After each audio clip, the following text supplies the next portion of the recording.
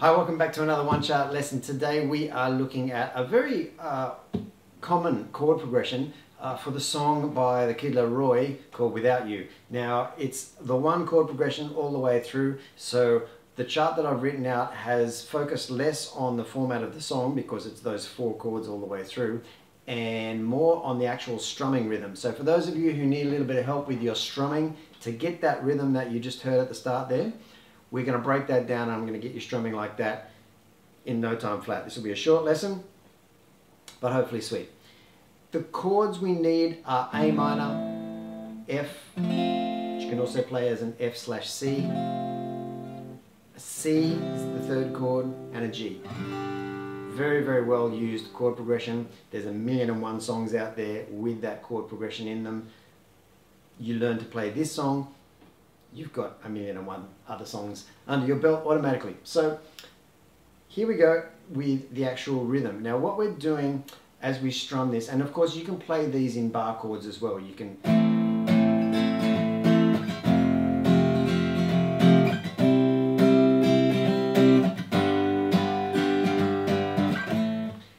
doesn't matter. Open chords, bar chords, it's all good. What we're doing here is breaking down this strumming rhythm. Now the first strum is one single beat. So the first 2 strums actually happen on 1 and 2. The count that we're going to go for here, the feel that we want underneath this rhythm is a 16th note feel. And what I mean by that is 1E and a 2E and a 3E and a 4E and a. So 4 little beats for each beat of the bar. Each chord lasts for 1 bar or 4 beats. Therefore, each chord has 16th notes. Makes sense, right?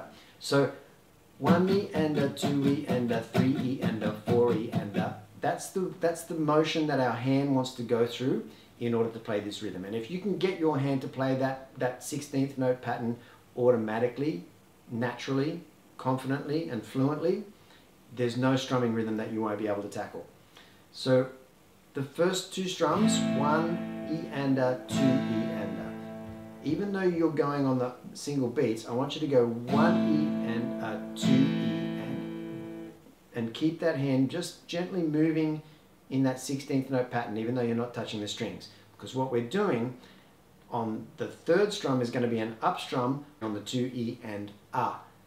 And because it's on an A, it's on an offbeat or an upstroke, right? So we're going 1E and a 2E and A. Okay? That is followed by another upstroke. The very next upstroke you do. So you go 1E and a 2E and a 3E. Got that? It sounds like nonsense when you say it over and over and over again, but 1E and a 2E and a 3E. After you do that next little up strum, the very next 16th note, so the very next time your hand passes the strings, it's going on a down strum. 1E and a 2E and a 3E and 1E and a 2E and a 3E and. The 4th beat of the strum comes exactly the very next down strum. 1E and a 2E and a 3E and a. Okay? Some people get it very quickly if you just go down, down, up, down, down. And at the very end of that is a little down, up. So 1E and a 2E and a 3E and a 4E.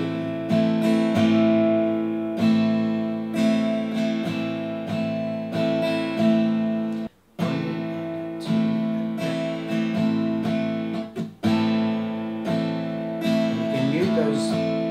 and those last 2, you can mute them as you're changing to chords. You can lift your fingers off and go on your way to the next chord. Doesn't really matter. It sounds probably best if it's muted, but listen to the song. Every song is different.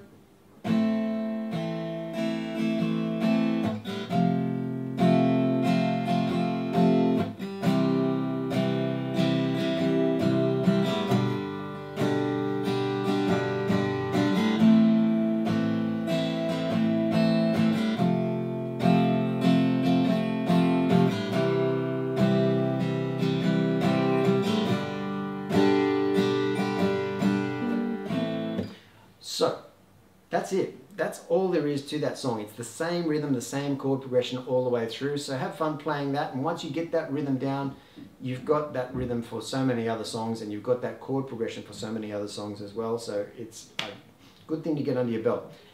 So thanks for watching. If you've got any issues at all, any problems, anything you want clarified with that strumming pattern, please let me know. I'm here to help. Send me a message. Send me a comment, and I'll promise I will respond to it. And thanks for watching, and we'll see you here again soon.